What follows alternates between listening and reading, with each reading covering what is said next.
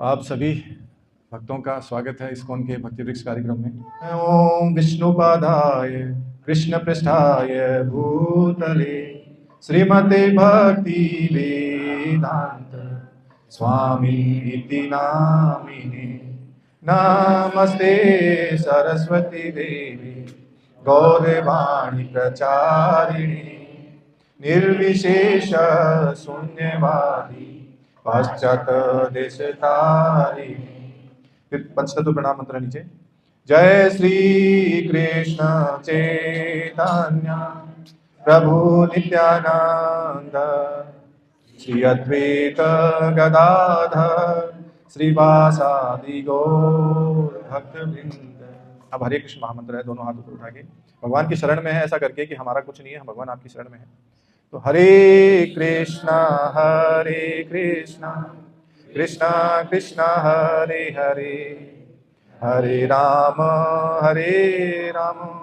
राम राम हरे हरे। तो हरे कृष्ण महामंत्र जब हम बोलते हैं उससे पहले पंचतत्व मंत्र बोलते हैं। कई बार हमसे जैसे बोला जाता है कि कुछ अशुद्धियाँ होती हैं तो ओमकार पहले लगाते हैं, तो उस मंत्र का कोई अगर त्रुटि होती है तो दुष्प्रभाव नहीं हो, कोई अपराध हो जाए, गलती से उच्चारण में कोई ऊपर नीचे हो जाए। गायत्री मंत्र बहुत सारी चीज़ें होती हैं तो जनरली हम सुनते हैं। हालांकि गायत्री मंत्र तो हमें बोलना नहीं चाहिए जब तक ब्राह्मण दीक्षा नहीं हो, बहुत हायर है, वो अलग विषय है।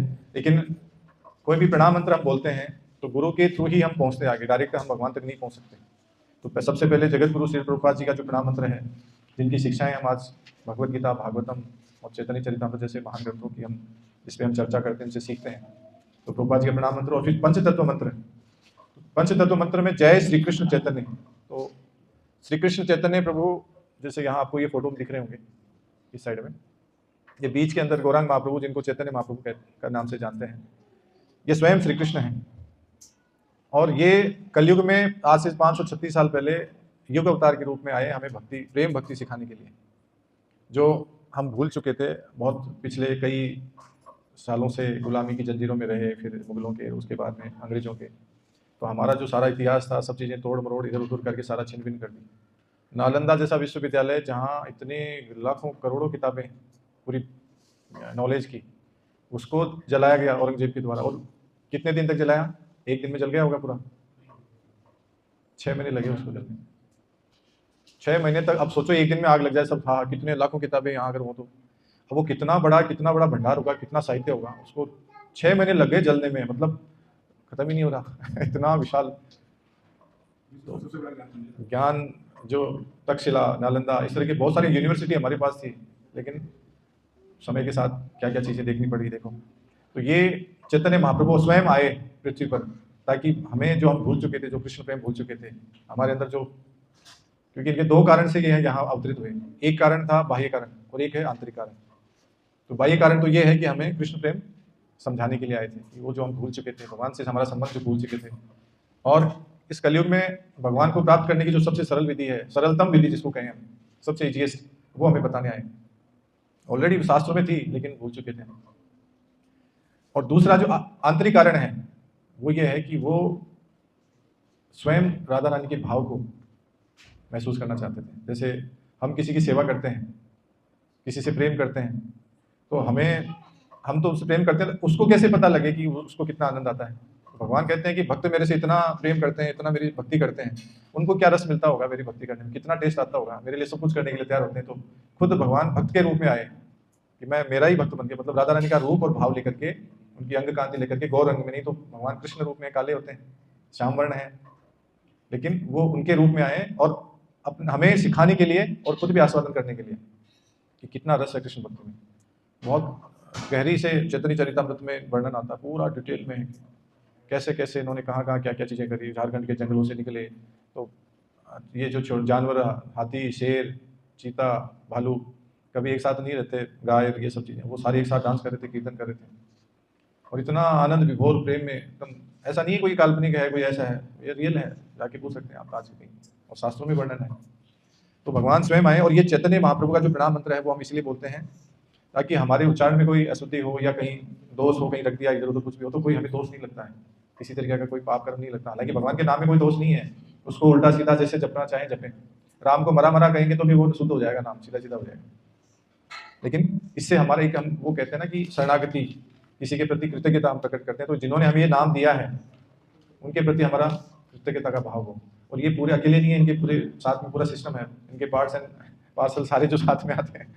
तो साथ में नित्यानंद प्रभु जो बलराम जी हैं, जो कृष्ण के साथ बलराम तो होंगे होंगे, राम के साथ लक्ष्मण है, कृष्ण के साथ बलराम है, तो चैतन्य महाप्रभु के साथ नित्यानंद प्रभु बलराम जी, फिर अद्वैत आचार्य हैं, फिर ये गदाधर पंडित हैं, और बाकी सारे भक्तवृंद हैं, और फिर हरे कृष्ण महामंत्र हम गाते हैं।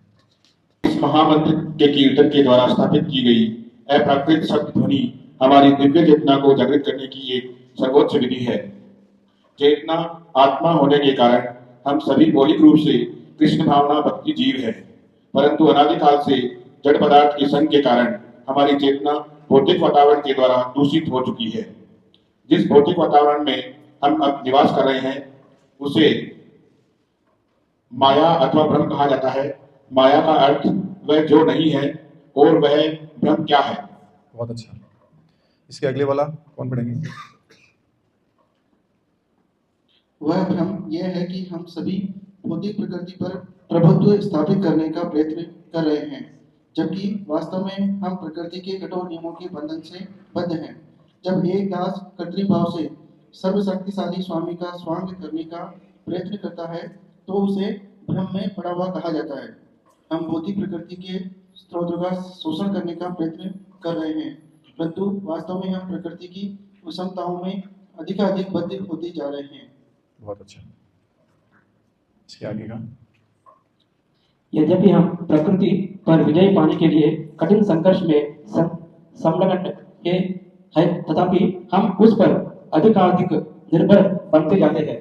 हम अपने नित्य कृष्ण भावनामृत अर्थात कृष्ण की जागृति के द्वारा भौतिक प्रकृति के विरुद्ध ये भ्रामक संघर्ष तत्क्षण ही समाप्त कर सकते हैं। बहुत अच्छा। और हरे कृष्ण कृष्ण कृष्ण हरे हरे, यह एक अप्राकृतिक दिव्य विधि है जिसके द्वारा हम अपनी मौलिक शुद्ध चेतना को जागृत कर सकते हैं। इस अप्राकृतिक शब्द ध्वनि के कीर्तन के द्वारा हम अपने हृदय को सभी प्रकार के अनर्थों से स्वच्छ कर सकते हैं। इन समस्त अनर्थों की जड़ यह मिथ्या चेतना है कि मैं जो कुछ भी निरीक्षण कर रहा हूँ उसका स्वामी हूँ। हाँ, इधर और कोई? श्री कृष्ण भावनामृत मन पर कोई प्रतिमा आरोपण नहीं है। यह भावनामृत जीवों की मौलिक स्वाभाविक शक्ति है। जब हम इस अप्राकृतिक शब्द ध्वनि को सुनते हैं, यह भावनामृत जागृत हो जाती है।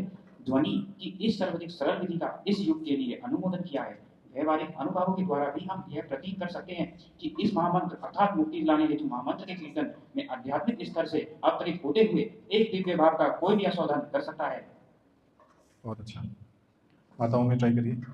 शुद्ध भक्त के द्वारा प्रेम भाव से भगवान नाम कीर्तन किया जाता है तो सुनने वालों पर इसका सर्वाधिक महान प्रभाव पड़ता है, और इसलिए यह कीर्तन भगवान के शुद्ध भक्तों के श्रीमुख से सुना जाना चाहिए, जिससे कि तात्कालिक प्रभाव हो सके। जहाँ तक संभव हो भक्तों के मुख से कीर्तन सुनने से बचना चाहिए। यह ठीक उसी प्रकार है जैसा कि सांप के द्वारा किए हुए दूध का विषैला बन जाना।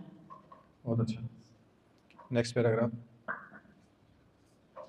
जो हरे शब्द भगवान की शक्ति को संशोधित करने का एक रूप है। भौतिक शक्ति माया की भी भगवान की भी शक्तियों में से एक है, और हम जीवात्मा की भी शक्ति है। श्री भगवान की तटस्था शक्ति जीवात्मा भौतिक शक्ति से श्रेष्ठ है। जब पराग श्रेष्ठ शक्ति अपराध निम्न शक्ति से के संपर्क में आती है तो एक असंगत स्थिति उत्पन्न हो जाती है, परंतु जब पराग तटस्था शक्ति अंतर्गत शक्ति हरा के संपर्क में रहती है कि वह अपने सुखद एवं स्वाभाविक अवस्था में स्थित हो जाती है। बहुत अच्छा, लास्ट का पैराग्राफ पीछे। हरे कृष्ण एवं राम, यह 3 शब्द महामंत्र से अप्राकृतिक बीज शब्द मंत्र है। इसका कीर्तन श्री भगवान और उनकी शक्ति के लिए एक आध्यात्मिक उपाय है जिससे बद्ध आत्मा की रक्षा हो सके। महामंत्र का कीर्तन उस शिशु के यथार्थ रुद्रन के समान है जो अपनी माँ के पास आना चाहता है।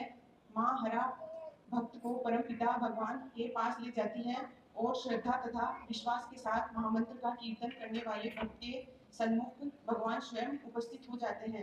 अतएव इस कलयुग में अर्थात कलह और पाखंड के युग में हरे कृष्ण कृष्ण कृष्ण हरे हरे, हरे राम राम राम हरे हरे महामंत्र के कीर्तन के समान और कोई भी आत्म साक्षात्कार की विधि प्रभावशाली नहीं है। बहुत अच्छा। तो अब देखिए हम इस पे चर्चा करेंगे। इसमें मूलतः 2-3 चीज़ों की आज चर्चा होगी। एक तो महामंत्र के इस बारे में कि क्या है महामंत्र, और एक भगवान की शक्तियाँ क्या हैं, कौन कौन सी शक्तियाँ हैं भगवान की, और किन से सुनना चाहिए, प्राकृत और अप्राकृत जो शक्तियाँ हैं उनमें क्या डिफरेंस है, ये हम समझेंगे इसमें। और भगवान के महामंत्र के जो 3 मुख्य बीज मंत्र हैं, हरे कृष्ण और राम, इसके बारे में समझेंगे और थोड़ा हम डिस्कशन करेंगे। तो तैयार हैं सभी लोग? हरे कृष्ण।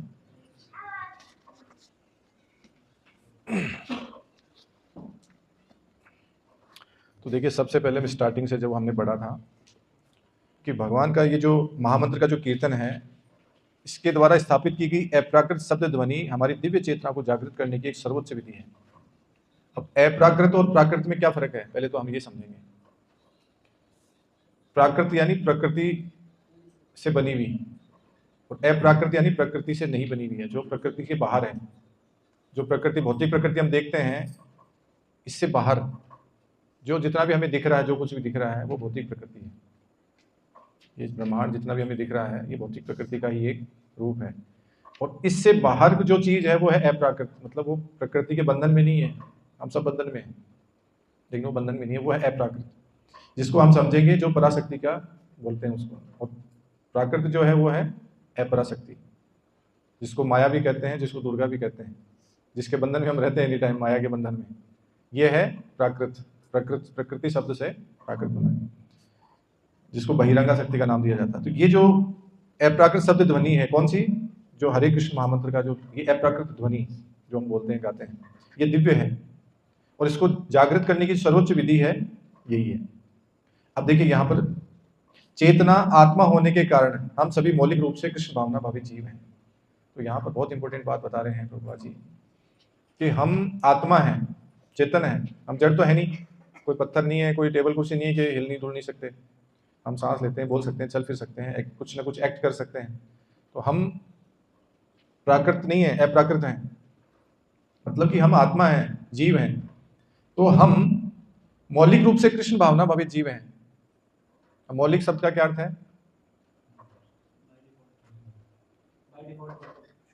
बाय डिफॉल्ट, मतलब एक कॉन्स्टिट्यूशनल पोजीशन, जिसका मतलब स्वाभाविक स्थिति। तो हम मौलिक रूप से कृष्ण भावना भावित जीव हैं। अब कैसे हैं, इसका हम थोड़ा सा समझेंगे कि हर व्यक्ति किसी न किसी का आज के टाइम पे या पहले भी मान लो सेवा करता ही रहता है। ऐसा कोई जीव नहीं है जो किसी की सेवा नहीं करता है। जैसे हमने पहले भी चर्चा करी थी कि चाहे कोई अपनी पत्नी की सेवा करे, कोई बच्चों की करे, कोई पिताजी की करे, कोई पति की करे, कोई सास ससुर की करे, कोई बॉस की करे, कोई एम्प्लॉयज की करे, कोई किसी न किसी की सेवा, कुत्ते बिल्ली किसी की भी करेगा जरूर वो। बिना सेवा का तो रह नहीं सकता, चाहे जॉब करे, बिजनेस करे, घर पे रहे, स्टूडेंट है, कहीं ना कहीं वो कुछ ना कुछ तो करेगा ही। अब वो सेवा ही तो उसका स्वभाव ही है। लेकिन अब वो भूल चुका है कि मुझे सेवा करनी है, लेकिन किसको सेंटर में रख के करनी है, किसकी सेवा इंपॉर्टेंट है, मैं मेरा संबंध जिससे था वो भूल चुका है। क्यों भूल चुका है? क्योंकि वो माया के कंट्रोल में आ गया, प्रकृति के कंट्रोल में आ गया, उसके गुणों के अंतर्गत आ गया, उससे बाहर जा नहीं सकता। उस पर हम आगे चर्चा करेंगे कि हम कौन सी शक्ति हैं। तो ये हमारी कॉन्स्टिट्यूशनल स्थिति है कि हम कृष्ण भावना भावी जीव हैं। परंतु अनादिकाल से जड़ पदार्थ के संग के कारण हमारी चेतना भौतिक वातावरण के द्वारा दूषित हो चुकी है। अनादिकाल मतलब करोड़ों जन्मों में हमने इतने इससे एसोसिएशन लिया, इतनी बार हम इसमें बार बार जन्म मृत्यु के चक्कर में घुसे हैं, हम भूल चुके हैं कि हमारी रियल पोजीशन क्या है। हमें याद भी नहीं है, और याद दिला भी दिया जाए तो भी आसानी से समझ में नहीं आएगा, बहुत टाइम लग जाएगा इसके लिए। लेकिन प्रयास, अभ्यास, बार बार बार बार बार बार इसका अभ्यास करेंगे तो याद आ जाएगा, स्मृति आ जाएगी कि हाँ हम वही हैं, क्योंकि अंदर से शुद्धता आएगी अपने आप। क्योंकि हमारा मूल स्वभाव यही है, जीवेर स्वरूप है कृष्णेर नित्यदास। जीव का मूल स्वरूप है कृष्ण का नित्यदास, जो हम भूल चुके हैं।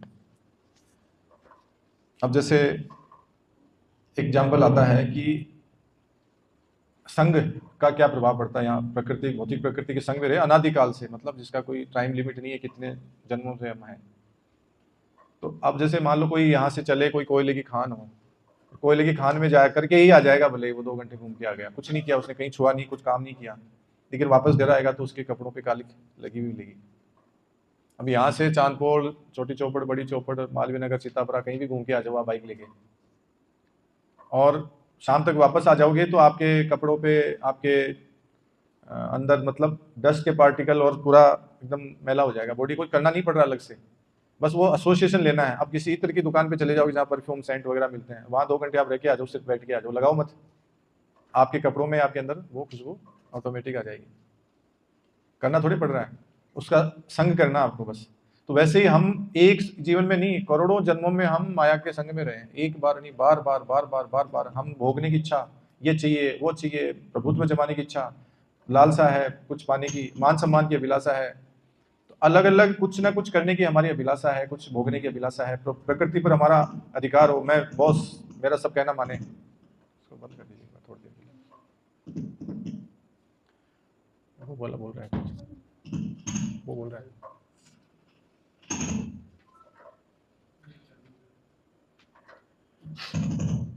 हरे कृष्णा, हरे कृष्णा, पता नहीं क्या आवाज, ठीक है।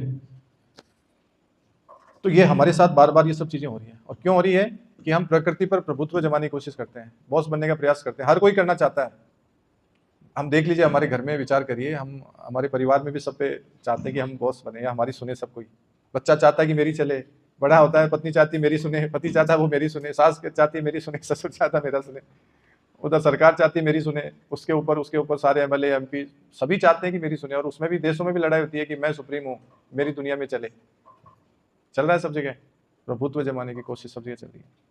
कोई नहीं चाहता कि ठीक है हम तो सेवा कर लेंगे, कोई बात नहीं आप कर लो, सबके अंदर होड़ लगी हुई है। तो ये आज से नहीं है, ये अनादिकाल से चल रहा है। अब यहां पर देखिए प्रकृति का जो संबंध है, एक सेकंड में स्लाइड।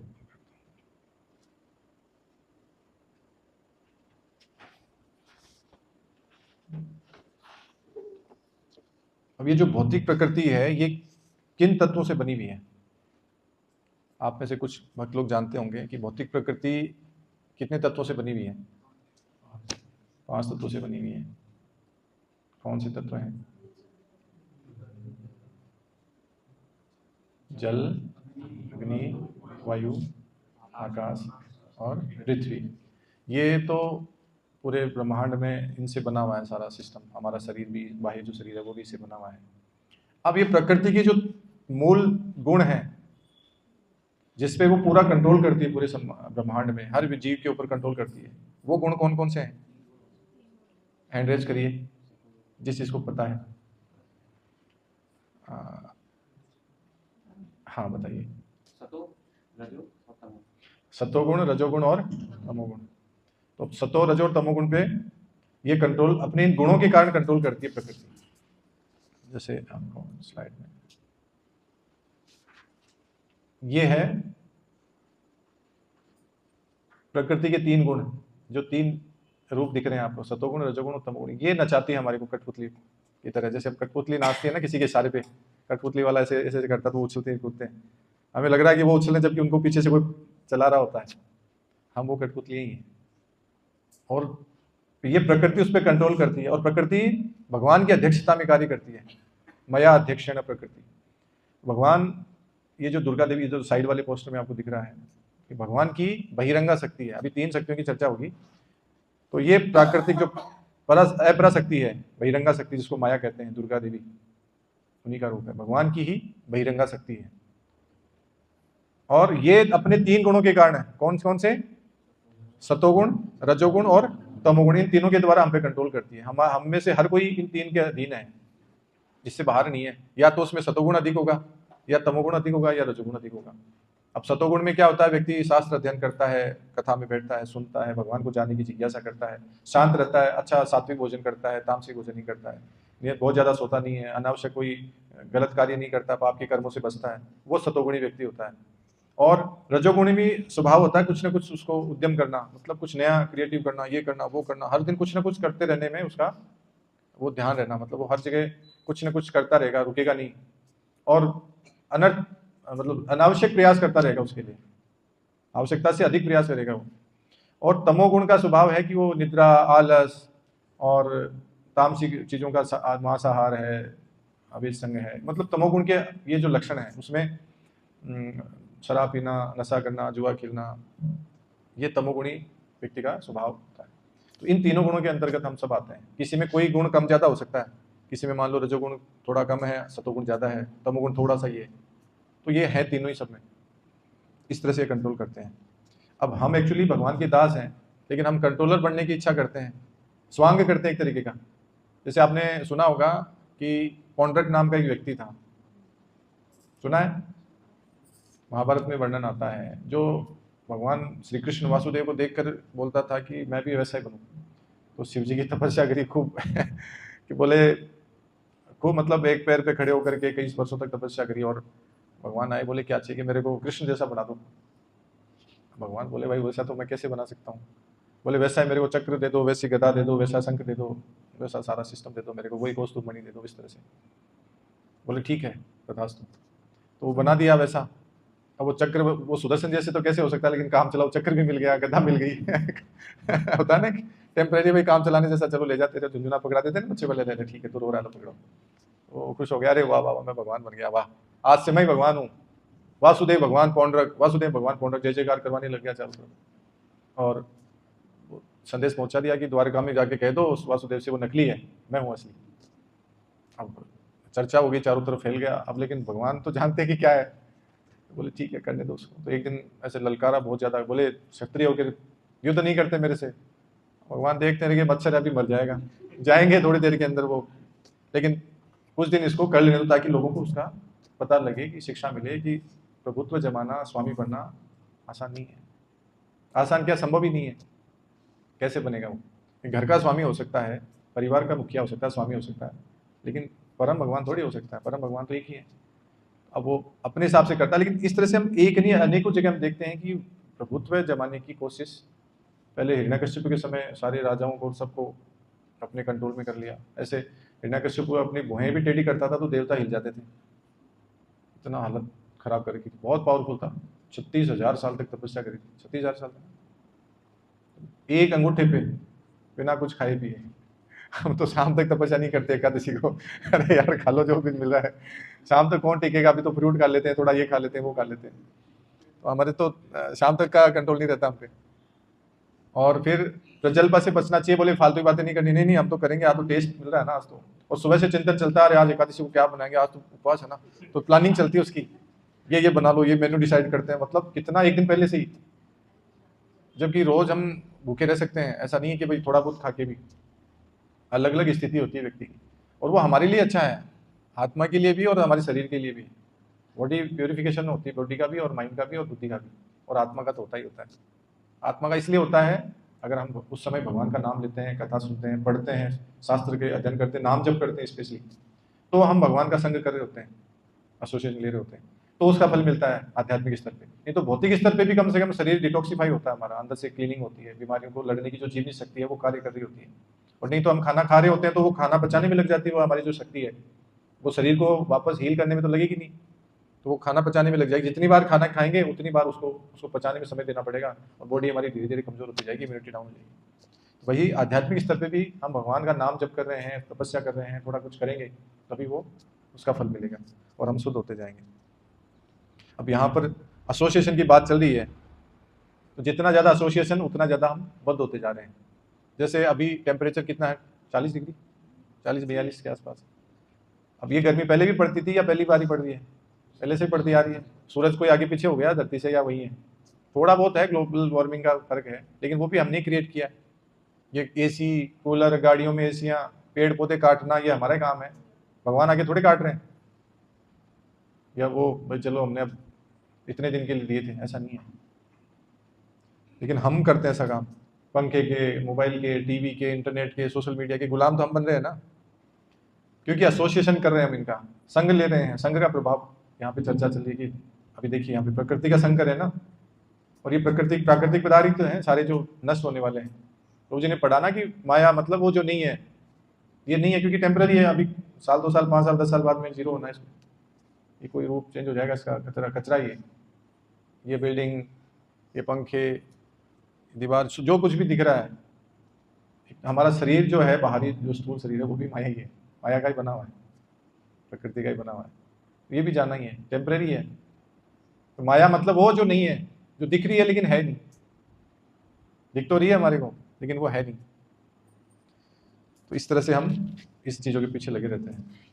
अब इसको दूर करने का उपाय पूछेंगे कि प्रभु जी अब बताइए, ये तो पता लग गया कि ये है, अब करें क्या, कैसे निकलें इस संघ से बाहर, तरीका बताओ।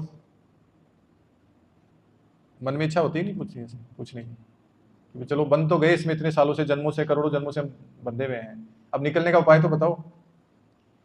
तो यहां पर इसके अगले पैराग्राफ में, तीसरे पैराग्राफ में आ रहा है, हरे कृष्ण कृष्ण कृष्ण हरे हरे, हरे राम राम राम हरे हरे। यह एक अप्राकृतिक दिव्य विधि है जिसके द्वारा हम अपनी मौलिक शुद्ध चेतना को जागृत कर सकते हैं। यह इस अप्राकृतिक शब्द ध्वनि के कीर्तन के द्वारा हम अपने हृदय को सभी प्रकार के अनर्थों से स्वच्छ कर सकते हैं। इन समस्त अनर्थों की जड़ यह मिथ्या चेतना है कि मैं जो कुछ भी निरीक्षण कर रहा हूँ उसका स्वामी हूँ।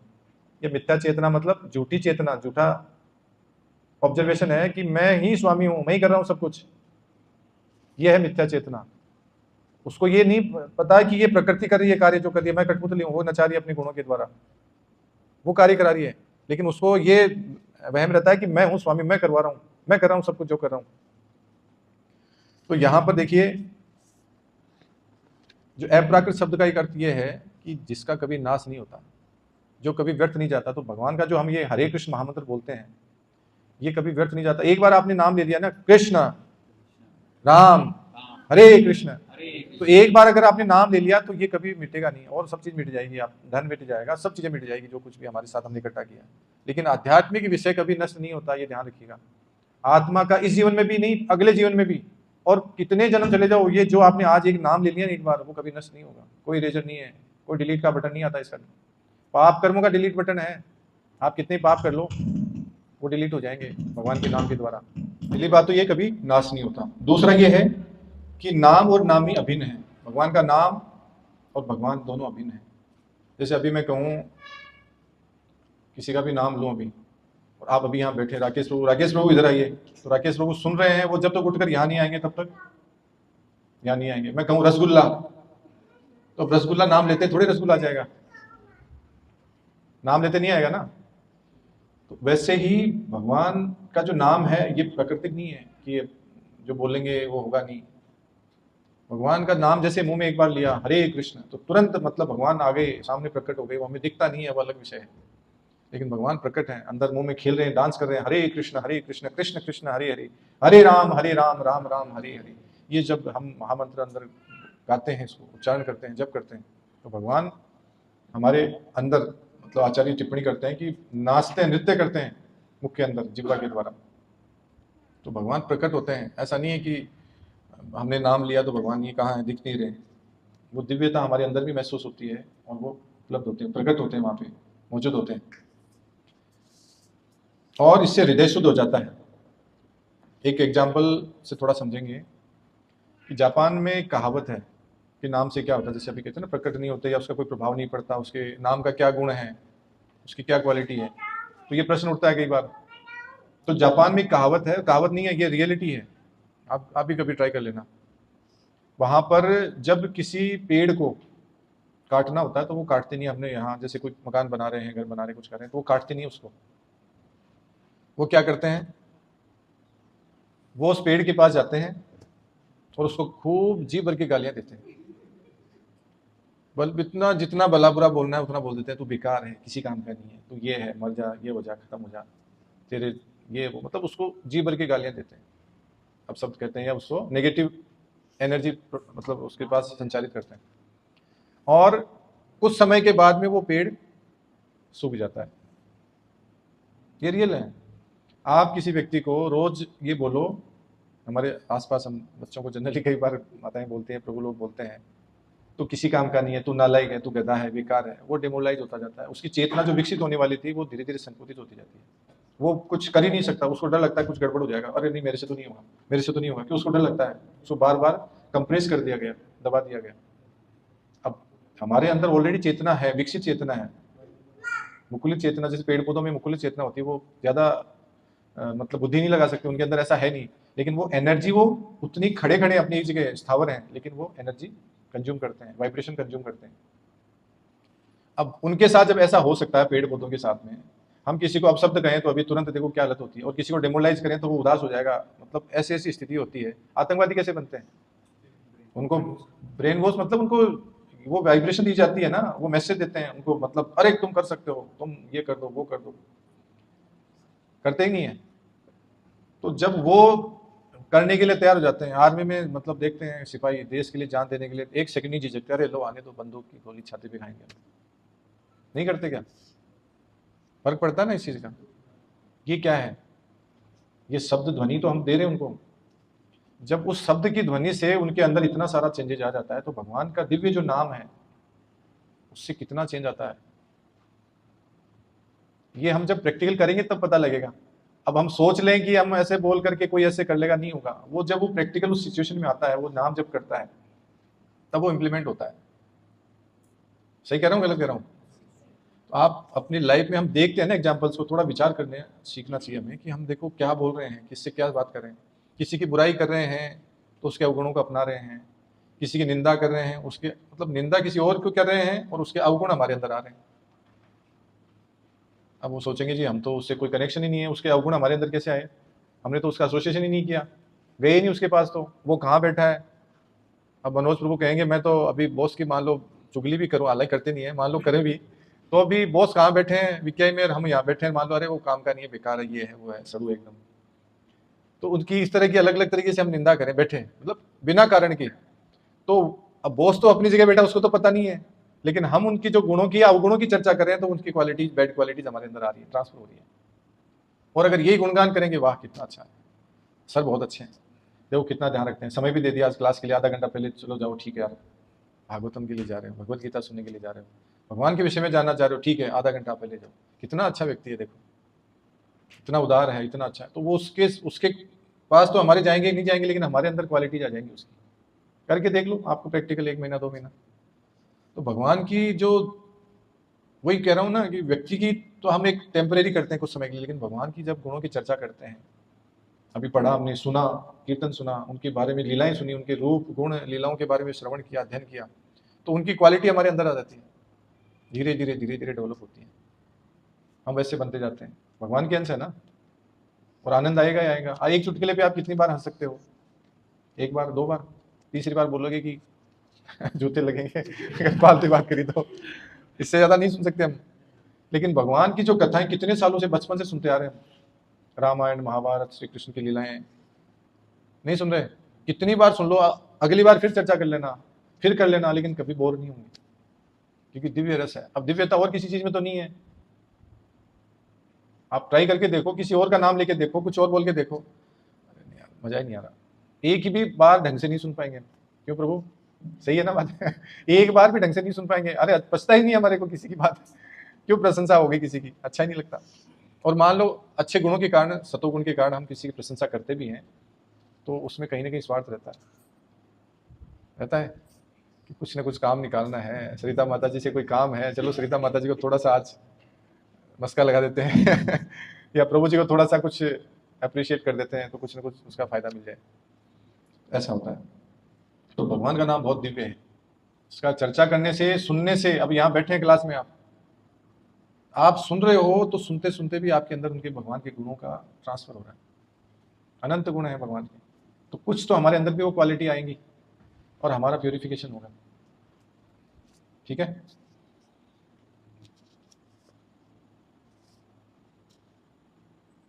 अब जैसे स्वाभाविक स्थिति की बात की हम चर्चा करते हैं कि हमारी स्वाभाविक स्थिति है, वो कैसे है, इसको थोड़ा घुमा देते, इधर आपकी तरफ। हाँ, जैसे चीनी का स्वभाव क्या है? खारापन, मिठास। मिठास है मतलब वो चीनी है, मिठास नहीं है तो उसको चीनी नहीं कह सकते ना, उससे अलग नहीं किया सकता उस गुण को। नमक का खारापन, नमकीन। पानी का तरलता, अगर वो तरलता नहीं है तो वो मतलब पानी नहीं है। अगर जम जाएगा तो बर्फ बन जाएगा, भाप बन जाएगा तो और कुछ बन जाएगा, गैस बन जाएगा, कुछ बादल बन जाएगा, लेकिन वो पानी तभी है जब उसमें तरलता है। तो मतलब किसी व्यक्ति का, किसी भी चीज़ का, अग्नि का स्वभाव जैसे ऊर्जा है, शक्ति है, गर्माहट है, अग्नि का स्वभाव यही है ना। या ऐसा थोड़ी अग्नि बर्फ पैदा कर देगी या उसका कोई और कुछ गैस बन जाएगी। अग्नि तो अग्नि है, ऊष्मा है, ऊर्जा है। तो वैसे हमारा भी यही स्वभाव है। तो इसलिए जैसे ही भगवान का नाम लेते हैं, जैसे कानों में घुसता है हमारे अंदर, भगवान का कोई भी नाम, गोविंद हो, नारायण हो, वासुदेव हो, कृष्ण हो, अनंत नाम है भगवान के, माधव है, मुरारी है, तो जैसे हमारे कानों के अंदर जाता है, तुरंत अंदर से एकदम जागृति आ जाती है, अटेंड, बिल्कुल एकदम ऐसे हो जाता है। अब वो अलग बात है कि हमारे अंदर वो इतना आया नहीं, क्योंकि हम प्रकृति के गुणों से इतना बंधे हुए हैं कि अभी देखो थोड़ी देर बाद में कथा में प्रभु जी बोलेंगे नींद आ रही है, क्या करें। अब वो है इतना, लेकिन हम कर नहीं पाते हैं। जैसे अभी ये फैन चल रहा है, दिख रहा है सबको, ये टीवी चल रहा है, दिख रहा है सबको। अब इसके अंदर ये चल रहा है अपनी शक्ति से चल रहा है या इसको कोई चला रहा है? बिजली से चल रहा है। इसका कनेक्शन हटा दो, ये जो स्विच है वो हटा दो, इसका नहीं चलेगा या चल जाएगा अपने आप ही? नहीं चलेगा ना। पावर तो चाहिए ना इसको, तो पावर कौन देते हैं? अभी इलेक्ट्रिसिटी बोर्ड से आ रही है, चाहे रिलायंस की हो, चाहे गवर्नमेंट की हो, चाहे अडानी की हो, कहीं से भी हो, बिजली आ रही है ना। मतलब कोई सोर्स है, वहां से आ रही है, और सोर्स के साथ कनेक्शन है। जैसे ही प्लग में लगाते इसके अंदर करंट आ गया। अब ऐसे इलेक्ट्रिसिटी तो तारों में तो है ही है, लेकिन प्लग से बाहर है तो वो काम नहीं करेगा। वैसे ही ये दिव्य ध्वनि भगवान का जो नाम है, ये ब्रह्मांड में सब जगह है, लेकिन हम बोलेंगे नहीं, इससे कनेक्शन नहीं बनाएंगे, इसके प्लग में हमारा डालेंगे नहीं, तो हमारा कैसे उसका होगा कनेक्शन, कैसे बनेगा, कैसे ऊर्जा आएगी, कैसे चलेगा? नहीं आ सकता ना। तो वैसे ही हमें लेना पड़ेगा इसको कनेक्शन बनाने के लिए। अब यहाँ पे इसके आगे एक चर्चा होती है कि ठीक है प्रभु जी, आपने नाम की चर्चा कर ली, भगवान की शक्तियों की चर्चा कर ली, अब ये बताइए कि अब नाम की भी बता दिया आपने, अब सुने किससे? ये भी तो प्रश्न है कि किनसे सुने? भगवान के शुद्ध भक्तों के श्रीमुख से सुना जाना चाहिए, जिससे कि तात्कालिक प्रभाव हो सके। जहां तक संभव अभक्तों के मुख से कीर्तन सुनने से बचना चाहिए। और यह ठीक उसी प्रकार है जैसा कि सांप द्वारा पिए गए दूध का विषैला बन जाना। किसी दूध के पात्र को अगर कोई सांप आके उसमें टेस्ट करके चला जाए, चख के चला जाए, तो वो दूध है? दूध का कार्य करेगा या वो कुछ और बन जाएगा? वो विष का कार्य करेगा। क्यों करेगा? क्योंकि उसको छू लिया, उसने टेस्ट कर लिया।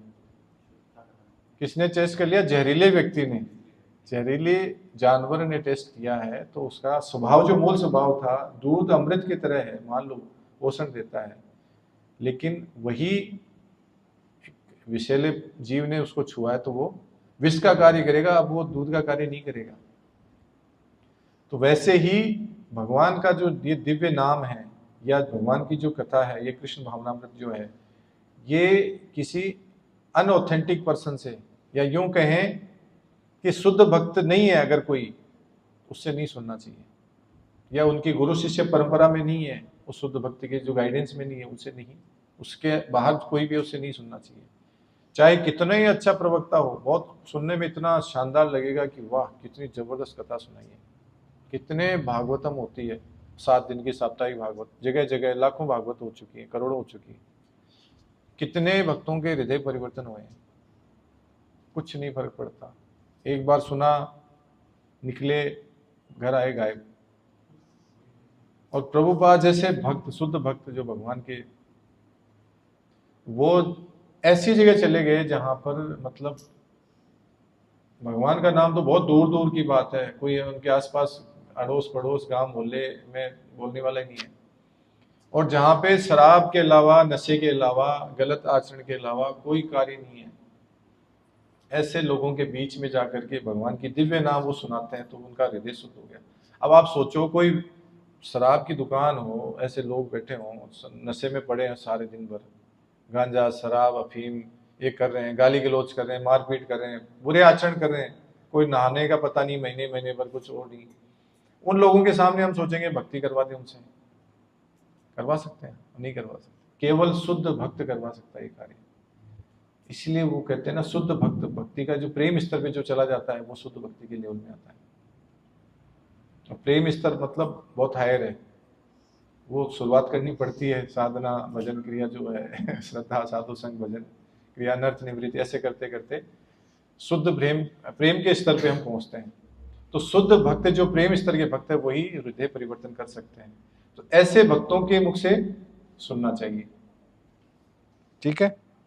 नहीं तो वो क्या करेगा, आज देखते हैं यूट्यूब पे या सोशल मीडिया कोई भी प्लेटफॉर्म हो जिसपे इतने अच्छे अच्छे वक्ता मिलेंगे आपको, बोलने वाले गाने वाले, बहुत प्यारे प्यारे भजन गाते हैं, बहुत प्यारे प्यारे ये गाते हैं, लेकिन आचरण देखिए आप, उनके आचरण नहीं देखा आपने जाके।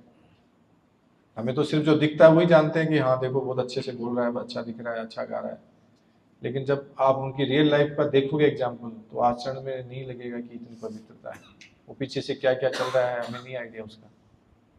इसलिए आचरण मोस्ट इंपॉर्टेंट है, वो कैसा सदाचार कर रहा है अपने जीवन में, किनको फॉलो कर रहा है, वो प्रामाणिक गुरु शिष्य परंपरा में है या नहीं है, ये बहुत इंपॉर्टेंट है। इससे एक दूसरा एग्जाम्पल समझ सकते हैं कि जैसे सोने चांदी या मिट्टी के पात्र में, अब सोने का है, सोना तो आजकल तो नहीं है किसी के घर में, जो बर्तन ऐसे सोने के बर्तन है किसी के घर में, कोई पैसे वाले हों बहुत ज्यादा उसके घर में हो सकते हैं। हाँ राकेश बाबू जानते होंगे हाँ तो जिसके भी घर में मान लो, सुने होंगे देखे नहीं है तो एग्जाम्पल से मान लो, ठीक है। कभी तो सोने के पात्र हैं, बर्तन हैं, जैसे पतीला है, थाली है या कुछ और, तो कटोरी वगैरह जो भी है, तो सोने के जो बर्तन हैं उसके अंदर आप कुछ पकाओगे, चाहे वो कुछ काढ़ा उबालो या कुछ सब्जी बनाओ या कुछ और करो, और वो फिर भोजन किसी को परोसोगे, तो उसका क्या प्रभाव होगा, वो जिसमें क्वालिटी कम है वो भी क्वालिटी उसकी बढ़ जाएगी। जैसे कई आती हैं भस्म, उसको स्वर्ण के साथ में मिक्स करके स्वर्ण भस्म बनाते हैं, किसी को किसी आइटम के साथ मिक्स करके उसको तैयार किया जाता है, विशेष उस पात्र के साथ। जैसे कहते हैं कि चांदी का वो पात्र के अंदर दही जमाना चाहिए, बहुत उसकी क्वालिटी बढ़ जाती है, पूरा बुद्धि ठंडी रखती है, इस तरह के अलग अलग, तो वो मतलब उसकी क्वालिटी बढ़ जाती है। और वैसे ही अगर कोई एल्यूमिनियम का बर्तन है, एल्यूमिनियम तो जानते हैं सब लोग, तो एल्यूमिनियम का कोई बर्तन है, उसके अंदर अगर आप कुछ भी पकाओगे 5 मिनट 10 मिनट आधा घंटा 1 घंटा 2 घंटा, या उसमें कोई भी चीज डालोगे या घी डाल दो मान लो, और वो पड़ा है, तो 2 घंटे के अंदर वो विषैला हो जाता है, आयुर्वेद का ये कहता है।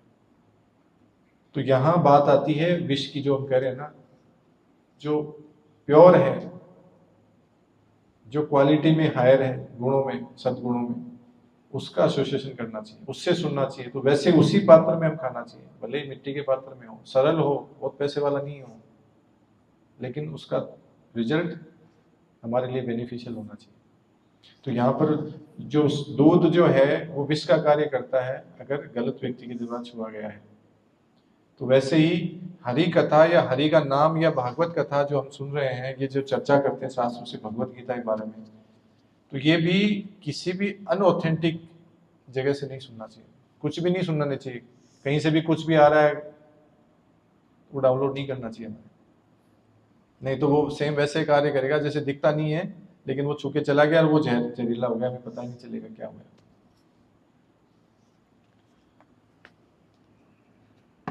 अब भगवान की शक्तियों के बारे में एक बार थोड़ा सा चर्चा करते हैं। हाँ, ये थोड़ा सा देखते हैं एक बार हम। यहाँ पे आपको स्लाइड दिख रही है, दिख रही है सबको? अब भगवान की 3 प्रकार की शक्तियां होती हैं, कौन कौन सी? अंतरंगा शक्ति, तटस्था शक्ति और बहिरंगा शक्ति, ये 3 शक्तियां होती है भगवान की। अब अंतरंगा शक्ति कौन है? राधा रानी, जो श्रेष्ठ पराशक्ति जिसको बोला है। और तटस्था शक्ति जीव, हम जो हम लोग हैं, हम तटस्था शक्ति हैं। और बहिरंगा शक्ति माया देवी, वो अभी चर्चा करी हमने। तो अब ये जो जीव है वो तटस्था, इसको पहले भी हमने चर्चा करी थी कि जीव तटस्था इसलिए कहते हैं कि जैसे ये एग्जाम्पल की तरह है कि ये समुद्र है, इधर समुद्र बीच तो देखा है ना आपने, समुद्र का जो बीच है जहाँ पे इधर पानी आ रहा है इधर मिट्टी है, और जहाँ भी वो टकराता है वो बीच किनारा जिसको तट बोलते हैं। तो इस तट पे हम खड़े, तटस्थ शक्ति हम बोलते हैं इसे, क्योंकि हम इधर समुद्र में भी जा सकते हैं और हम इधर बाहर भी आ सकते हैं। तो या तो हम आएंगे इधर अंतरंगा शक्ति राधा रानी की तरफ, मतलब भगवान श्री कृष्ण की जो शक्ति है तीनों भगवान की है, लेकिन ये श्रेष्ठ शक्ति है और हम भी अंतरंगा शक्ति के ही विस्तार हैं, उनके ही रूप, उनके ही अंश हैं। तो या तो हम आएंगे इधर या जाएंगे उधर। तो ऑलमोस्ट हम ज्यादातर रहते हैं बहिरंगा शक्ति, मतलब माया के पास, क्योंकि भगवान ने स्वतंत्रता दी है हमारे को।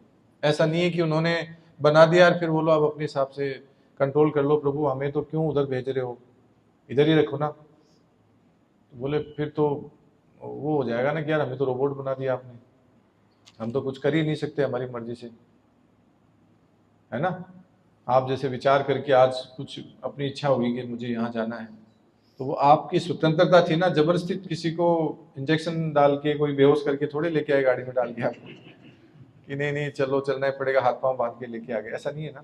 आपके अंदर से भगवान इच्छा जागृत करते हैं, लेकिन सैंक्शन वही करते हैं, इच्छा आप करते हो कि मुझे क्या करना है, इधर जाना है उधर जाना है।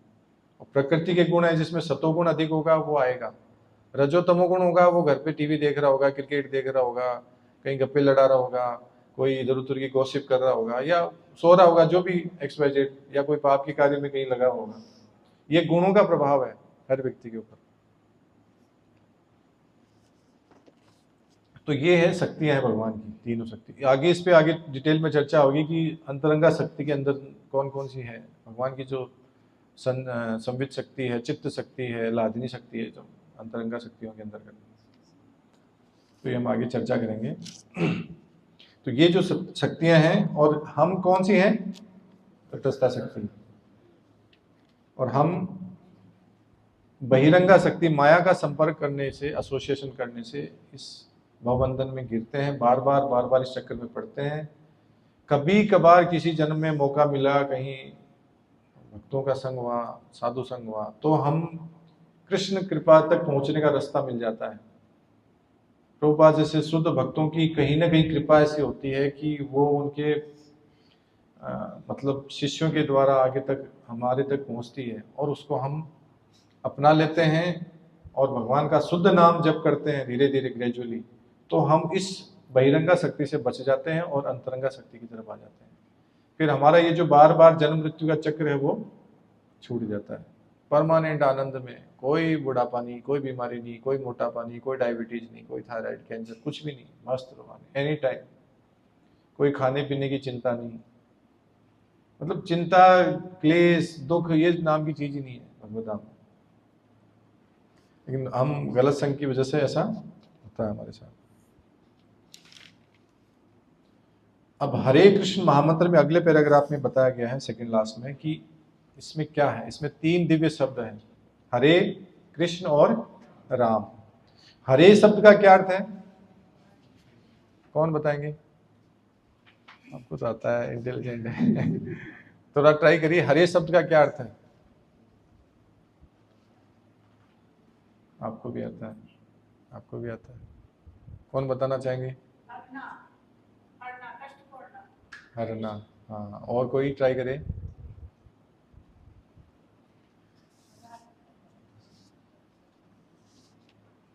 हाँ माता जी बताइए। हाँ, राधा रानी। हरे शब्द का अर्थ है राधा रानी। ये मतलब स्पष्ट, जैसे किसी व्यक्ति कई सारे नाम हो सकते हैं, तो राधा रानी का नाम है, मतलब जो हरि की जो प्रिय है वो हरि।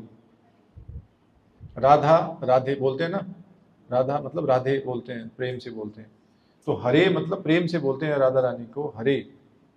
तो अब कई लोग कहते हैं यार हरे कृष्ण में राधा का तो नाम ही नहीं ले रहे, कृष्ण कृष्ण, अकेले कृष्ण कैसे? नहीं नहीं, अकेले नहीं लेते। हरे कृष्ण मतलब राधा कृष्ण ये साथ में है। तो हरे मतलब भगवान की अंतरंगा शक्ति राधा रानी, और कृष्ण का मतलब क्या होता है? भगवान स्वयं है, लेकिन कृष्ण शब्द का क्या अर्थ है? ऑल अट्रैक्टिव, जो सर्व सबसे आकर्षक है, सर्व आकर्षक भगवान श्री कृष्ण। अब श्याम वर्ण के होते भी बोले हम सोचते हैं गोरे गोरे की तरफ भागते हैं, अरे वो देख गोरी रोटी काली हो गई, अच्छी नहीं है, गोरा आदमी, अरे यार ये अच्छा है, ये काला अच्छा नहीं है। हमने भेद बनाए, ये भगवान ने भेद नहीं बनाया काला गोरा का। लेकिन वो श्याम वर्ण में होते भी इतने अट्रैक्टिव लगते हैं, इतने सुंदर, इतने मतलब मोहक, देखे बिना, देखने के बाद मन नहीं करता आके पलक झपकने के लिए। गोपियां कहती हैं कि आपने ये पलकें क्यों बनाई, ब्रह्मा जी को कह रही हैं कि क्यों आपको सृष्टि का निर्माण करना ही नहीं आता है बेकार है आपका ये जो आप कर रहे हो क्रिएशन। एक तो ये पलके बना दी, बार बार भगवान का दर्शन करें, बीच बीच में झपक रही हैं, क्या मतलब। और बनाई तो भी 2 ही आंखें बनाई आपने, करोड़ों आंखें बनानी चाहिए थी, 2 आंखों से क्या देखूं मैं, कैसे देखूं इतना सुंदर रूप आपका। वो कंप्लेन कर रही है वहां पे। तो इस तरह से तो ये 3 शब्द हो गए, हरे कृष्ण और राम। राम का अर्थ क्या है? परम आनंद, परम आनंद देने वाले। तो ये जो हरे कृष्ण महामंत्र है क्या है? हरे कृष्ण कृष्ण कृष्ण हरे हरे, हरे राम राम राम हरे हरे। तो ये जो शब्द है, ध्वनि है, 16 अक्षरों का जो महामंत्र है, इसमें हरे कृष्ण और राम है। तो जो अंतरंगा शक्ति है, प्रेम प्रदायनी है, वो सर्व आकर्षण भगवान श्री कृष्ण का, जैसे अब नाम हम चर्चा करिए, परम आनंद देने वाले हैं, सर्व आकर्षक हैं। तो वो शब्द हम सुनते हैं, और सुनने से इतना मतलब नाम की जबकि महिमा तो अनंत है, कितनी चर्चा करें, लाखों सालों तक भी चर्चा करें तो कम पड़ेगी। इतना अनंत है इसका नाम के गुण की चर्चा, कि नाम में इतना क्या है, ये नाम लेने से क्या होगा, नाम जप में ऐसा क्या है।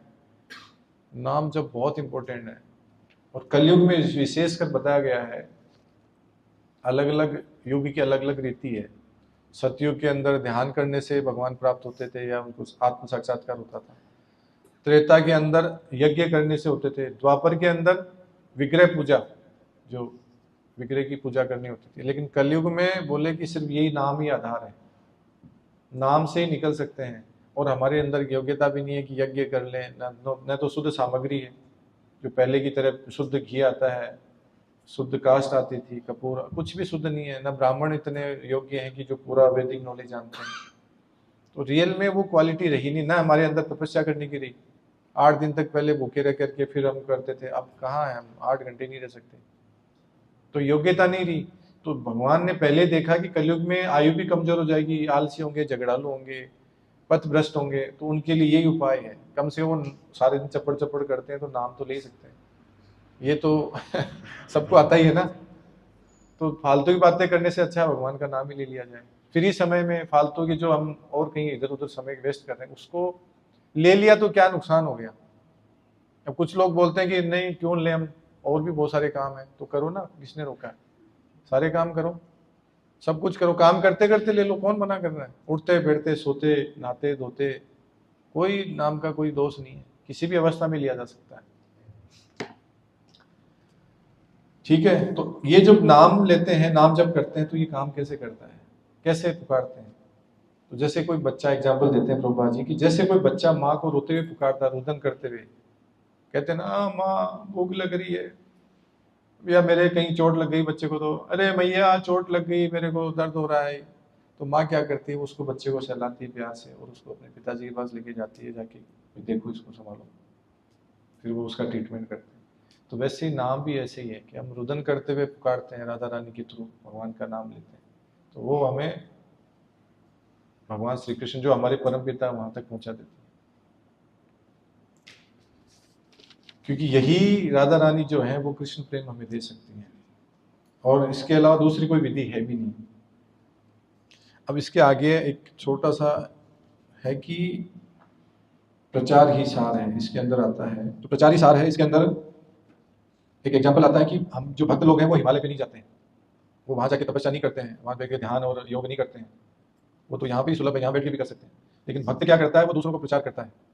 जैसे आज मान लो कहीं हमने कुछ पढ़ा लिखा हुआ नहीं होता, आज हम सब लोग बैठे हैं, अगर हमने कहीं कुछ सीखा नहीं होता अपनी किसी भी स्किल में, चाहे कुकिंग में, चाहे नॉलेज में, चाहे एजुकेशन में, तो अगर नहीं लिया होता तो आज हम कुछ समझ पाते क्या।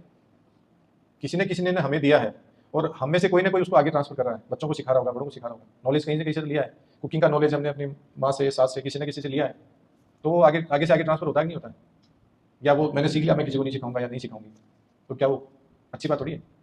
तो प्रचार भी हमें करना होता है। जैसे हमें प्रभुपाद जी ने सिखाया है, चैतन्य महाप्रभु ने ऐसे अपने सद्गुरु गोस्वामी के द्वारा आगे इसको प्रचार प्रसार के द्वारा शास्त्रों का नॉलेज है, आध्यात्मिक विषय में जो ज्ञान है वो हमें दिया है, और गूढ़ रहस्य को हमें दिया सरल भाषा में। और प्रभुपाद जी ने बहुत ही सरल तरीके से सारे शास्त्रों का सार निकाल करके हमें दे दिया।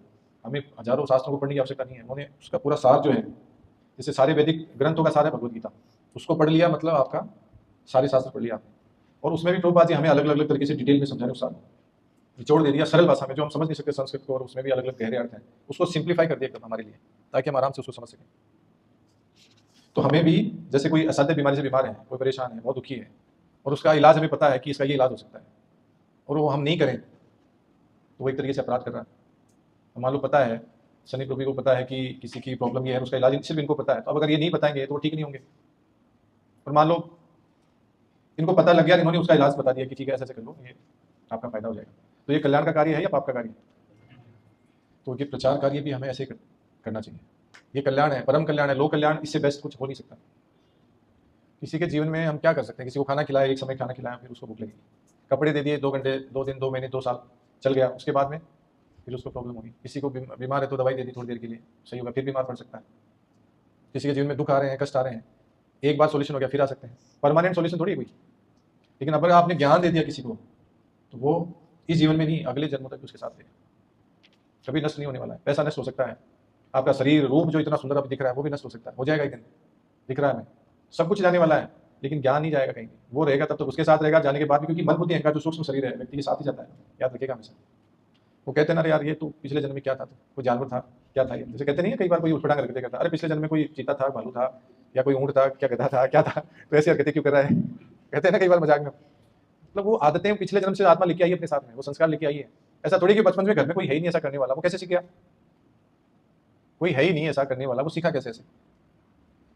अब मैं दूसरी जगह नहीं जाऊंगा, मैं खुद ही मेरे घर पे एग्जांपल बताता हूँ आपको। हमारा छोटा बच्चा है यश, तो जब वो बिल्कुल जब पैदा हुआ तो कुछ दिन बाद में वो अपने नानी के पास चला गया। अब कमाल देखो कि ना तो वहाँ पर पूरे परिवार में गुजरात में नवसारी में जहाँ वो चला गया, कोई भी व्यक्ति हिंदी बोलने वाला है, बोलने वाला नहीं है, मतलब मारवाड़ी में बोलेगा या फिर बोलेगा तो 6 लगाते हैं ना, जैसे खड़े जा रहे छे, के करे छे, कहीं करे छे, है ना। और हम क्या बोलते हैं, हमारी जो भाषा है वो है लगाती, कहाँ जा रहा है, तो या फिर खड़े जा रहे हैं, के कर रहे हैं, के काम है, बैठ जाओ उठ जाओ, वो कर ले, मतलब है बोलते हैं, हमारी जो ट्रेडिशनल भाषा है, मातृभाषा। और वो वहाँ पे 6 बोलते हैं सभी, कोई है बोलने वाला है ही नहीं, दूर दूर तक कोई सुनने वाला भी नहीं है। वो पैदा हुआ काफ़ी टाइम तक, करीब करीब 2 साल तक, 2 साल हो गए, 2 साल तक। अब वो वहाँ से जब आया और सारे 6 बोल रहे हैं उस पूरा माहौल में, और क्या कर रहा है, क्या कर रहे हो, ले रहे हो, खटे बैठे थे, और वो बोल रहा हिंदी है, बोला हाँ जा रही हूँ, कर रही हूँ, बैठ रही हूँ, उठ रही हूँ, ला रही हूँ, दे रही हूँ। मैंने समझ में नहीं आया, मैंने कहा यार ये कैसे हो गया, ऐसा कैसे, मतलब हम सिखाने वाले नहीं है यहाँ पर, हम तो यहाँ थे वो, और हम भी होने को भी, क्योंकि जो मम्मी का जो मदर टंग है वो भी वही है, वैसे ही बोलती है जैसे, क्योंकि हाँ सारे और रहने वाले भी वही, 1 2 5 से तो काम चलता नहीं, सीधा चक्कर लगा देते। तो फिर मैंने कहा ये चक्कर क्या हुआ भाई, कैसे बोल रहा है। और फिर उसके कुछ आदतें हैं, कुछ स्वभाव नोट करे कि वो बिल्कुल जिसको थोड़ा सा भी कोई ऊंची आवाज़ में बोलते हैं ना तो उसको पसंद नहीं है, वो उठ के चला जाता है या बिल्कुल। और कभी हम थोड़ा ऐसे बोलते थे, मैंने कहा ये लेके आओ, ऐसे करो, या छोटी सी कोई बात भी होती थी, 8 10 साल पहले की बात कर रहा हूँ, तो वो बोलता पापा थोड़ा धीरे बोलो ना, तेज आवाज़ पसंद नहीं है। तो ये आत्मा पिछले जन्म में संस्कार लेके आती है। अब पिछले जन्म में वो क्या कोई संत रहा है, राजा महाराजा रहा है, या कोई साधु रहा है, या कोई भी एक्सवाइजेड पता नहीं मुझे, या किस परिस्थिति में किसी के रहा है, लेकिन उसका स्वभाव, उसकी बोलने की आदत है, वो कैरी फॉरवर्ड करता है। अगर हम समझेंगे ना, देखेंगे अपने आसपास चीजें, तो एग्जाम्पल हमें बहुत सारे मिलेंगे, ऑब्जर्वेशन करेंगे। तो मैं खुद देखता हूँ कि इसका स्वभाव अलग है, बड़े बेटे का स्वभाव अलग है सब, और इसका रहन सहन अलग है, बात करने का तरीका अलग है, जबकि हमने सिखाया नहीं। जनरली हम कहते हैं ना भाई हम घर पे सिखाते हैं तो वैसे आचरण करते हैं, हमने नहीं सिखाया, वो कैसे आ गया। तो ये सूक्ष्म शरीर जो मन बुद्धि अहंकार जो रहता है आत्मा के साथ अगले बर्थ में जाता है, तो वो साथ में जाएगा। तो आध्यात्मिक ज्ञान रहेगा, तो आध्यात्मिक जैसे अभी कहा ना कि करोड़ों जन्मों से हमने माया का संग किया है, वही चीजें सीखी है, अविद्या सीखी सारी, तो वही आएगी ना हमारे साथ में। चुगली करना सीखा, बुराई करना सीखा, मारना सीखा, गलत खाना पीना सीखा, तो वही जाएगा। अगर हम अच्छे आचरण करेंगे तो अच्छी चीज जाएगी। और उन अच्छी चीजों में सर्वश्रेष्ठ क्या है, भगवत ज्ञान। वो हमने सीखा ही नहीं कभी, तो कैसे आएगा। और अगर अभी बैठ के सुन भी रहे हैं तो 5-10% डाउनलोड होगा, बाकी ऊपर से जाएगा। रुचि नहीं है हमारी, क्योंकि आदत नहीं है, ध्यान से सुनने का प्रैक्टिस नहीं है, इसलिए ऊपर से जाता है वो। और कितनी बार सुन लो, सुना हुआ तो भी सुन लो, अगर आपका सुना हुआ है ना तो इंटरेस्ट जाएगा, अरे वाह बहुत अच्छी चीज़ है, ऐसे भाव आएगा। इसलिए हमें इसका प्रचार करना है, हम करते हैं, पहले हमें आचरण में लाना है और फिर लोगों को बताना है। लेकिन ऐसा नहीं है कि वो जाते ही बोलें घर पे जाके, अरे छोड़ो माला करो, बैठो, काम दाम छोड़ दो, अरे नहीं बिजनेस कुछ नहीं रखा, जॉब कुछ नहीं रखा, बस नाम लो, हमें जाना, बस ऐसा भी नहीं करना है। प्यार से समझाना है, और समझाना भी नहीं है शुरू में, अपने तक रखना है, हमें अपना ध्यान रखना है। अगर घर में विरोध हो रहा है तो अकेले करो, छुप के करो, दिखाओ मत हम ये कर रहे हैं। और थोड़ा कभी वो पूछे भी क्या करते हो, बोले भगवान का नाम लेते हैं। अगर कोई इसमें बुराई है तो हमें बता दो, आपको कोई कष्ट हो रहा है, क्योंकि समाज में माया का प्रभाव ये है कि आपको थोड़ा सा विरोध मिलेगा इसमें। घर पे जाएंगे तो बोलेंगे अरे क्या लेके आ गए तुम, ये क्या, ये झोली कहाँ से उठा के ले आए, बाबा जी बनोगे क्या, छोड़ छाड़ के जाओगे क्या। अब उनको पता नहीं है कि सिद्धांत क्या है। आध्यात्मिक ज्ञान का मतलब ये नहीं कि छोड़ छाड़ के चले जाए, संन्यास ले लिया हमने, ये अधूरी जानकारी है। कोई संन्यास में ऐसा नहीं है कि कोई यहाँ पे छुड़ाते हैं, ऐसा करते कुछ नहीं। जो कर रहे हैं करते रहो, अपने सारे कार्य करो, बिजनेस करना है, जॉब करना है, गृहस्थ चलाना है, शादी करनी है, सब कार्य करो, बस भगवान का साथ में नाम लेते रहो। इसमें क्या कोई कठिनाई आ रही है, कोई दुख मिल रहा है नाम लेने में, कोई पीड़ा हो रही है, कष्ट हो रहा है, नहीं साहब हमारे तो 5 सुइयां चुभ रहे हैं, 10 कोड़े लग रहे हैं नाम लेने से, कोई दर्द हो रहा है नाम लेने से, जीभ में कहीं माइका बोलते हैं ना, क्या बोलते हैं क्या कुछ नहीं आता, फिर भी क्यों नहीं ले पा रहे हम। और पाप के कार्य छोड़ नहीं पा रहे हैं, क्योंकि पाप प्रवृत्ति बनी हुई है, हम चाहे तो नहीं छोड़ सकते भाई। देखो तो कुछ भी करा दो। अरे यार, अब जैसे एक हमारे धर्मपत्नी एक बार गई शादी में तो वहाँ जाके किसी ने बोला, बोले ये क्या है तिलक, ऐसे हमने तो देखा नहीं, वो लाल लाल देखते हैं तो सिंदूर वाला तिलक लगाते हैं, ये क्या लगा दिया। बोले ये भगवान का तिलक है और ये उनके चरण कमल है, इसलिए भगवान के चरणों को मस्तक पे धारण कर रखा हमने, अच्छा भाव आता है उसमें, क्या गलत चीज़ है। तो फिर बोला अच्छा आप कैसे, बोले हम इस्कॉन से कनेक्ट हैं और इस तरह से हमें शिक्षा मिलती है। अरे अच्छा वही है क्या जिसमें चाय को भी छुड़ा देते हैं अरे भाई दीजिए, चाय नहीं छुटेगी मेरे से। तो मैंने कहा मतलब फिर भगवान का नाम छोड़ सकते हो, चाय नहीं छोड़ सकते भाई। चाय तो बहुत प्रिय है, इसलिए नाम ही नहीं लेना हमें तो हम उनको ये भी कहते हैं ना, भैया ठीक है चाय कॉफी पी रहे हो पी लो, कोई बात नहीं, नाम लेते रहो, भगवान का नाम जप करो। उस समय बाद में अपने आप अंदर से प्रेरणा आएगी, अब यहाँ भगवान आपको शुद्ध कर देंगे, ये नाम शुद्ध कर देगा आपको कि ठीक है चाय की कॉफी की इच्छा नहीं होगी, प्याज लहसुन खाने की इच्छा नहीं होगी, अभी खा रहे हैं कोई बात नहीं, नाम जप करो। इंपॉर्टेंट ये है, जब शुद्ध होगा व्यक्ति। अब कोई कहता है यार ये तो मांसाहारी है, ये तो शराबी है, ये तो जुआ खेलता है, इसको क्या नाम सिखाना, उसी को तो जरूरत है सबसे ज्यादा। कोई बीमार है उसी को तो दवा देंगे, या फिर स्वस्थ व्यक्ति को नहीं जबरदस्ती दवा इंजेक्शन लगेंगे, ऐसे थोड़ी होता है। बीमार को तो देंगे ना दवा। तो बीमार है बेचारा, पहले से दुखी है, परेशान है, इतने सारे कष्ट भोग रहा है, ऑलरेडी जेल में बैठे हैं, तो उसी के लिए तो है ये दवाई हरि नाम की, भगवान का नाम लो, इसी से तो शुद्ध होंगे। अब एक माला दे दो सबको, हम माला कर लेते हैं बैठे बैठे, ऐसे तो करेंगे नहीं, घर जाके बोलेंगे एक माला कर लेते हैं फास्ट में। उससे पहले देखो, हम पहले 2 मिनट के लिए कुछ प्रश्न उत्तर नहीं लिया आज की चर्चा से, तो आज की चर्चा से संबंधित कोई भी प्रश्न उत्तर हो तो आप जिज्ञासा कर सकते हैं, मैं प्रयास करूंगा जितना मैंने सीखा इसके आधार पर बताने। तो किसी का कोई भी प्रश्न हो इससे संबंधित जो हमने चर्चा करी आज की, कोई पूछना चाह रहे जी बोलिए।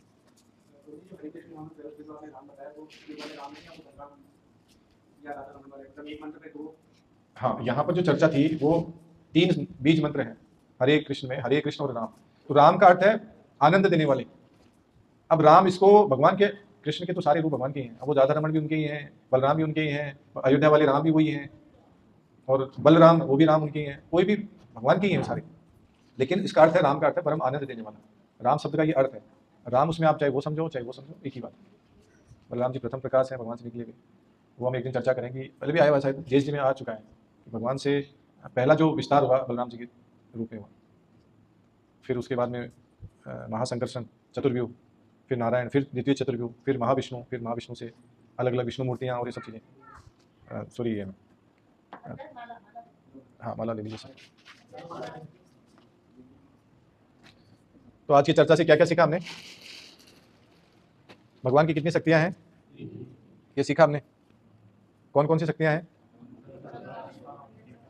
अंतरंगा, तटस्था, बहिरंगा। मैं पूछूं वही हैंड रेज करेंगे। हम कौन सी शक्ति हैं?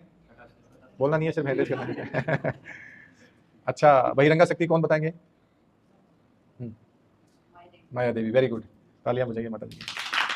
प्रभु जी के लिए भी बजा दीजिए, इन्होंने बहुत अच्छा आंसर दिया। और अंतरंगा शक्ति, मतलब बहुत अच्छे से सुना आपने क्लास को। ऐसे अच्छे श्रोता होते हैं ना, तो भगवान भी देखते हैं कि हाँ इनको तो थोड़ा टेस्ट देना ही पड़ेगा। हाँ, और दूसरा किन का एसोसिएशन लेना हमें? शुद्ध भक्तों के द्वारा या प्रामाणिक संप्रदाय में जो हैं। और क्या क्या एग्जाम्पल लिए इसमें हमने, किसके मुख से नहीं सुना? जो शुद्ध भक्त नहीं है या प्रामाणिक नहीं है उसे नहीं सुना, नहीं तो क्या होगा? विष के समान हो जाएगा, दुष्प्रभाव पड़ेगा, फायदे की जगह नुकसान हो जाएगा। और हरे कृष्ण महामंत्र का अर्थ हमने समझा, ठीक है। हरे का मतलब क्या है? राधा रानी। कृष्ण का मतलब सर्व आकर्षक, और राम का मतलब परम आनंद देने वाले। तो आपको कोई पूछेगा तो बता दोगे? और भगवान के पवित्र नाम जप करने के लाभ ये तो आप सबने जान ही लिए। एक है 4 नियामक सिद्धांत, कौन कौन से हैं? 4 रेगुलेटरी प्रिंसिपल्स, जो हमने कई बार चर्चा कर चुके हैं। 4 चीजें जो पाप के कार्य हैं, 4 पाप के कार्य कौन कौन से हैं? जिनसे पाप बढ़ता है, या जो 4 कार्य हमने बताए, हैंड रेज करेंगे। 1 2 3 जो जितने भी आते हैं। हाँ माता जी। अच्छा, बहुत अच्छा, बहुत अच्छा, तालियां। जुआ खेलना, नशा करना, मांसाहार करना और अवैध संबंध, ये 4 पाप के कार्य हैं, ये हमें छोड़ना चाहिए, जिससे पाप बढ़ता है।